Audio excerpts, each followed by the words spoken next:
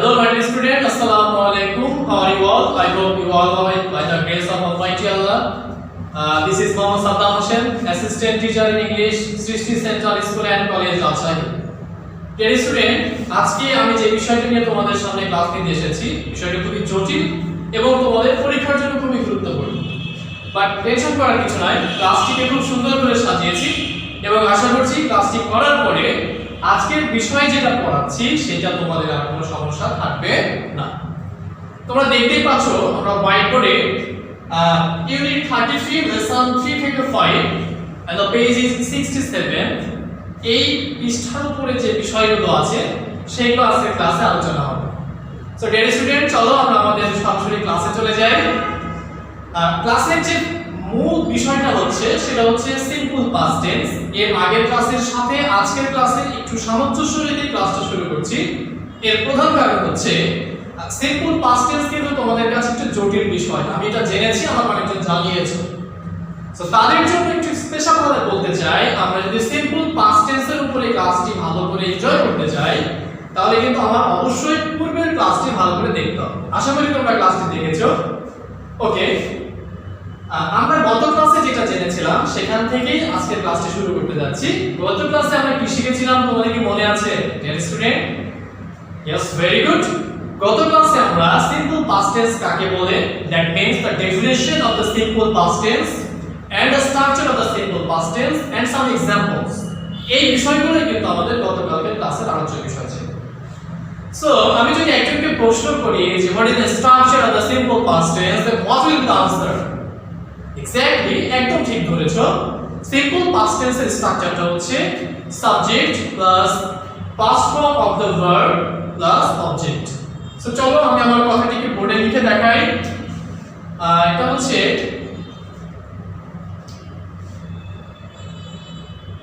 Subject plus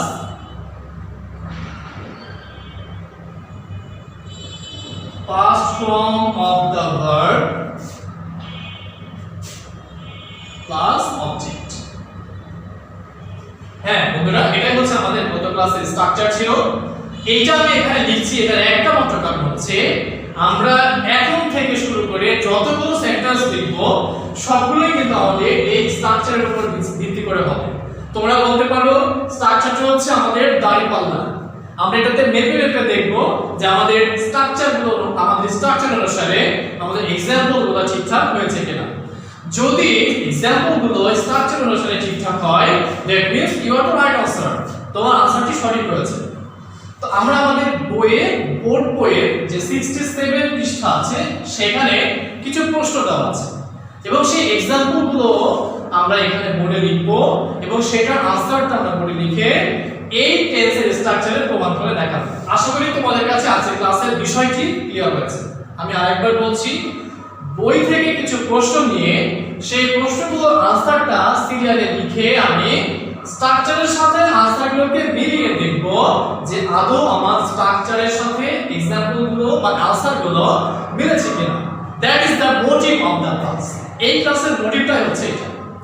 so dear student, চলো আমরা আমাদের বইয়ের ফার্স্ট যে প্রশ্নটা আছে সেটা পড়ে লিখে ফেলব। Let's go. এক নাম্বার যে প্রশ্নটা আছে সেটা আমাদের বইয়ে বলছে where did Shamim go. Very simple question, where did Shamim go. So এটা আমরা লিখি।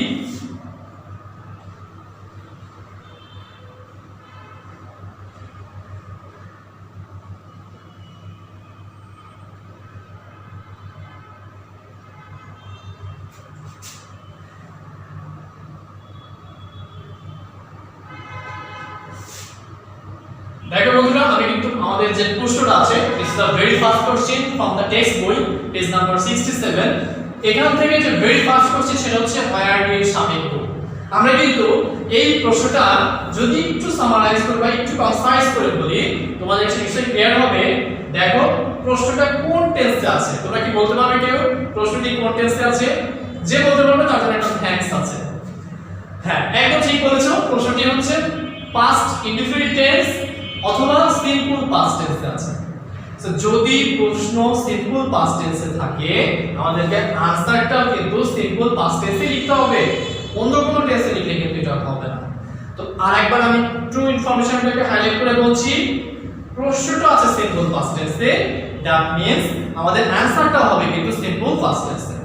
সো এখানে বলছে হোয়ার ডিড শামিম গো, এইটার আনসারটাকে আমরা লিখব সিম্পল পাস্ট টেন্সে। তবে এই আনসারটা লেখার জন্য আমাদের বইয়ে ফিরে যেতে হবে, কারণ আমরা বই থেকেই তো জানি শামিম কোথায় গেছিল।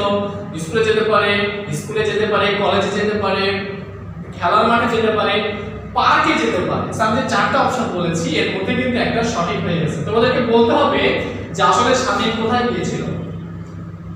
ওকে, থ্যাংক ইউ। শামিম পার্কে গিয়েছিল। সো আমরা এখানে যেটা পাচ্ছি যে তাহলে আমরা এটাকে পার্কে গিয়েছিল, এইটাকে আমরা এখন আনসারটাকে কনভার্ট করে নিব। কিভাবে দেখো, সাবজেক্টটাকে আমরা জানা আগে দিতে হয়। তাহলে সাবজেক্ট হচ্ছে শামিম, তাহলে আমরা এখানে লিখব শামিম। দেখো খুব সিম্পল ওয়েতে কিন্তু আমরা এটা আনসার করে ফেলতে পারি।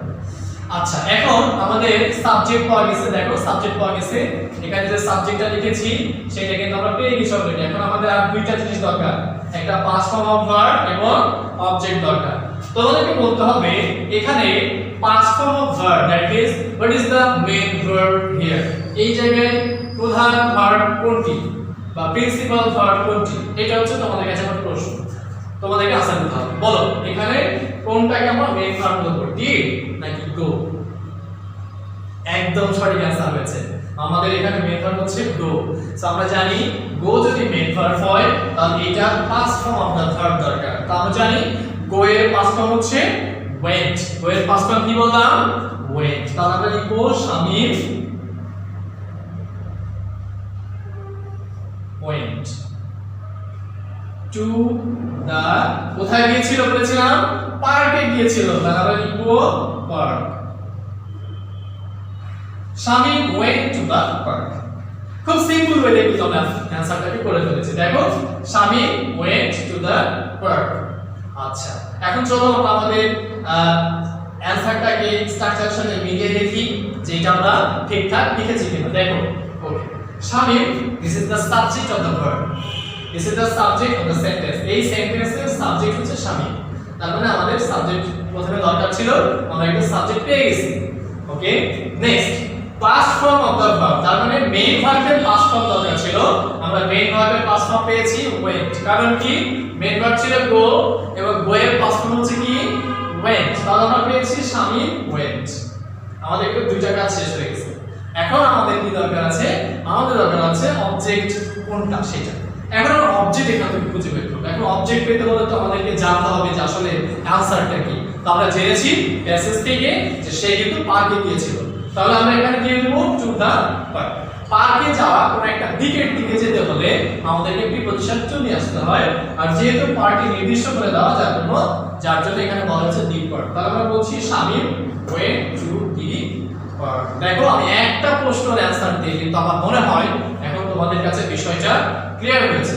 এখন বাকি যে প্রশ্নগুলো আসবে সেই প্রশ্নগুলো নিশ্চয়ই বুঝতে পারছো তোমরা, এইভাবে লিখতে হবে সুন্দর করে। তো চলো আমরা আরো একটা প্রশ্নের আনসার এখানে দিয়ে আজকের মতো ক্লাসটা শেষ করে দেব। তো দেখো আমরা 2 নম্বর যে প্রশ্নটা আছে সেটার দিকে একটু যাই। 2 নম্বর বলছে who did he go with. 2 নম্বরটা বলছে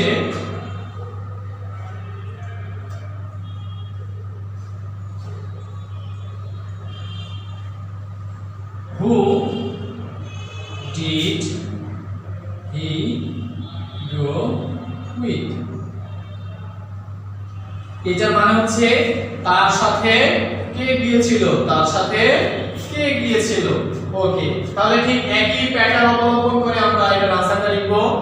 একদম সেম প্যাটার্নে লিখতে হবে। আমরা আনসার জানি তার সাথে কে গিয়েছিল, এখন শুধু আমরা এটাকে সেন্টেন্স ওয়াইজে বেস করে এটাকে ঠিকঠাক করে লিখলেই কিন্তু আমাদের জিনিসটা শেষ। তো চলো আমরা কাজ করে ফেলি, আমরা সময় নষ্ট করব না। তাহলে আমরা জানি যে শামিমের ভাই এবং বোন, শামিমের ভাই এবং বোন তার সাথে গিয়েছিল। তো আমরা ভাই বোনের ইংলিশ নিশ্চয়ই জানি, ব্রাদার এন্ড সিস্টার। সো আমরা এটাকে একটু রেস করে লিখবো, তাহলে এটা হয়ে যাবে। তাহলে আমরা লিখবো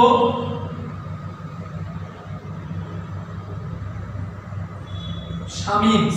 আমরা শামিমস লিখবো। কেন শামিমস লিখলাম? কারণ বাংলাতে এটা আসছে শামিমের, তো ওই রয়ের জন্য আমরা এখানে অ্যাপোস্ট্রফি এস ইউজ করছি। আমরা লিখছি এখানে দেখো শামিমস ব্রাদার and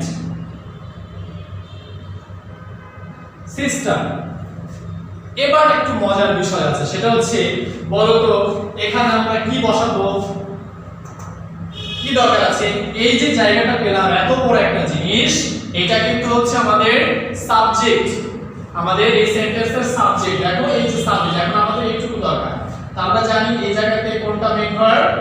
হ্যাঁ, গো মেইন ভার্ব। ভেরি গুড, এখানে হচ্ছে গো মেইন ভার্ব। তাহলে আমরা এখানে এখন কি লিখবো? গো লিখবো নাকি অন্য কিছু লিখবো? ভেরি গুড, আমরা এখানে ওয়েন্ট লিখবো। তাহলে দেখো Shamim brother and sister went to Shamim। লিখলাম Shamim's brother and sister went to Shamim। অথবা এভাবে লিখতে পারি Shamim's brother and sister went with Shamim। যেহেতু আমাদের প্রশ্নে with দেওয়া আছে, আমরা ওই প্রিপজিশনটাকে এখানে বসাবো।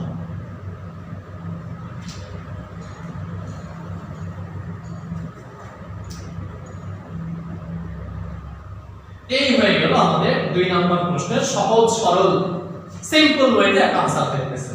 সো দেখো বলেছি Shamim's brother and sister went with Shamim, তার মানে শামিমের সাথে শামিমের ভাই এবং বোন পার্কে বেড়াতে গিয়েছিল।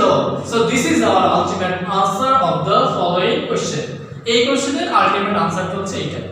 সো ডিয়ার স্টুডেন্ট, আশা করি তোমরা এই বিষয়টা প্রশ্নের মধ্যে থেকে কিভাবে আমরা টেন্সের ব্যবহার করে সঠিক সেন্টেন্স আকারে লিখতে পারি সেই বিষয়টা তোমাদের কাছে আরো সুস্পষ্ট হয়েছে এবং এই জটিল বিষয়টা তোমাদের কাছে সহজভাবে মনে হয়েছে বলে আমি বিশ্বাস করছি।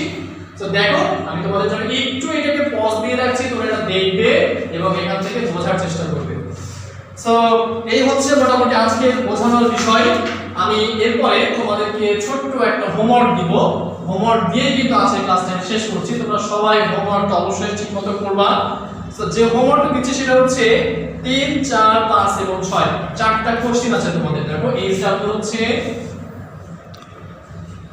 3, 4, 5, 6 নং কোশ্চেন। ডিয়ার স্টুডেন্ট, এইটাই তোমাদের হোমওয়ার্ক, তোমাদের এইচডব্লিউ। তোমরা আশা করি এইচডব্লিউটা তুলে নিয়েছো এবং অবশ্যই এটা লিখে এইভাবে লিখে আমাকে হোয়াটসঅ্যাপে পোস্ট করবে। আগামী ক্লাসে আবার তোমাদের সাথে দেখা হবে। সেই পর্যন্ত সকলেই ভালো থাকো, সুস্থ থাকো, সকলেই সকলের জন্য দোয়া করো। আসসালামু আলাইকুম ওয়া রাহমাতুল্লাহ।